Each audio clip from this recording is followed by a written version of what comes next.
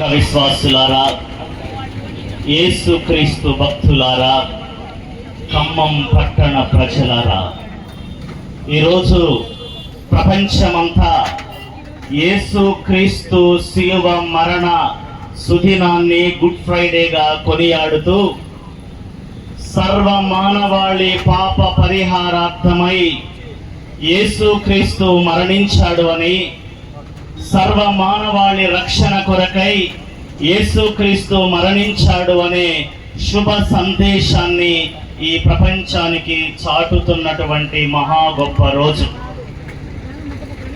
ఈ శిలువ శిక్షను ఎందుకు వేస్తారు అనే చరిత్రలోనికి మనం వెళ్ళినట్లయితే, మొట్టమొదటిగా పర్షియా దేశంలో ఈ శిలువ మరణ శిక్ష అమలు జరిగింది. ప్రియులారా, పర్షియా దేశస్థులు వారి భూమిని ఎంతో ప్రేమించేవాళ్ళు.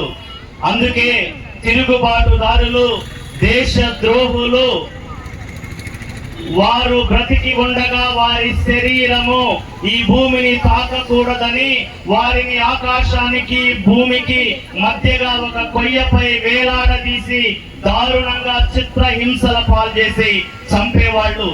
ఇదేదో బాగుంది, దేశద్రోహులకు, తిరుగుబాటుదారులకు, యజమానులను మోసం చేసినటువంటి బానిసలకు మనం కూడా ఇదే శిక్ష విధిద్దాము అని రోమను ప్రభుత్వం వారు పర్షియా దేశం నుండి ఈ శిలువ శిక్షను వారు కూడా అమలు చేయడం ప్రారంభించారు. ఈ విధంగా ఏ పాపం ఎరుగినటువంటి, ఏ పాపము తెలియనటువంటి, కేవలము మంచి చేసినటువంటి యేసుక్రీస్తు ప్రభువును దారుణంగా చిత్రహింసల పాల్చేసి చంపారు.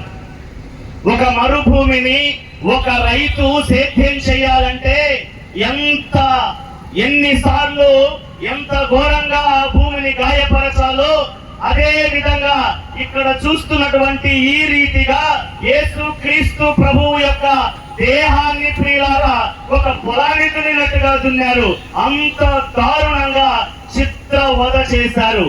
అయినా సరే శత్రువులను ప్రేమించడమే నేర్పించినటువంటి యేసుక్రీస్తు ప్రభు, మిమ్ము హింసించు వారి కొరకు ప్రార్థించండి అని నేర్పించినటువంటి యేసుక్రీస్తు ప్రభు ఆయనను అంత దారుణంగా అవమానపరిచి, ఏళన చేసి, చిత్రహింసల పాలు చేసి చావగొట్టినటువంటి వారిని శిలువలో, తండ్రి వీరేం చేస్తున్నారో వీరెరుగరు, వీరిని మన్నించండి అని, శత్రువును మన్నించమని యేసుక్రీస్తు ప్రభువు నేర్పించారు. ఒకసారి యేసుక్రీస్తు ప్రభువుకు చప్పట్లు కొట్టండి. అదే విధంగా, యేసు నువ్వేమీ పాపం చేయలేదయ్యా, నువ్వేమీ తప్పు చేయలేదు, ఇంత ఘోరమైన మరణం నీకేలా?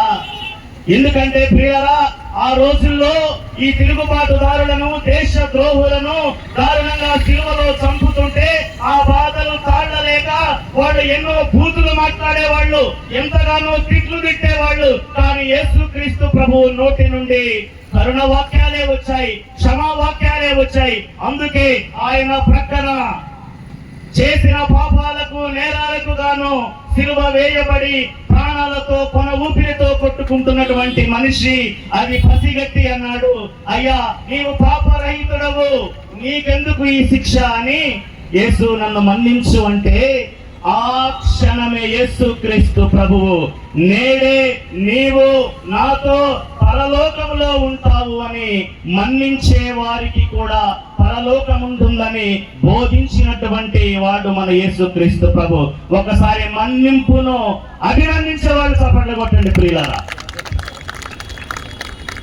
ఇది యేసుక్రీస్తు ప్రభువు క్రైస్తవ ప్రపంచము నమ్మినటువంటి సిద్ధాంతము, ప్రకటిస్తున్నటువంటి సిద్ధాంతము, పాటిస్తున్నటువంటి సిద్ధాంతము.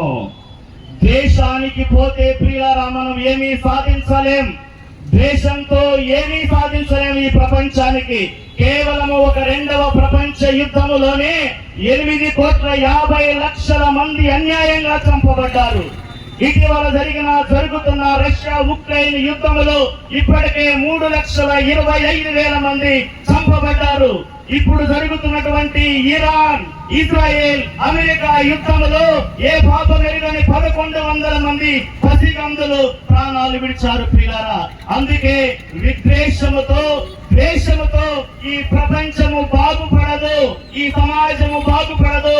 ద్వేషముతో బ్రతికే కుటుంబమైన, దేశముతో బ్రతికే రాష్ట్రమైన, దేశమైన తప్పకుండా అభివృద్ధి చెందదు. కాబట్టి క్షమించండి, శత్రువుల కొరకు ప్రార్థించండి, శత్రువులను మన్నించండి అని యేసుక్రీస్తు ప్రభువు యొక్క మరణము ఈ రోజు మనందరికీ కూడా తెలియపరుస్తుంది.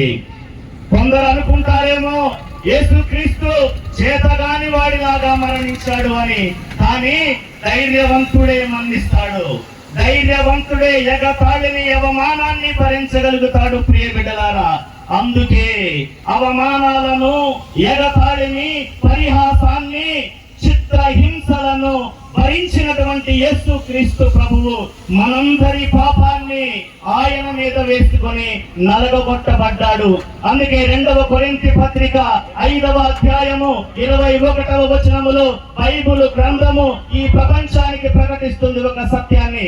యేసుక్రీస్తు ప్రభువు పాపరహితుడు, కానీ ఆయన మన పాపముల కొరకు బలి అయ్యాడు అని తెలియపరుస్తూ ఉంది. శిలువ మరణము నశించుచున్న వారికి అవివేకము, అర్థరహితము, కానీ విశ్వసించుచున్నటువంటి మనకు అది దేవుని శక్తి అని 1 కొరింథీ పత్రిక 1వ అధ్యాయము 18వ వచనములో బైబిల్ గ్రంథము ఈ ప్రపంచానికి ప్రకటిస్తూ ఉంది.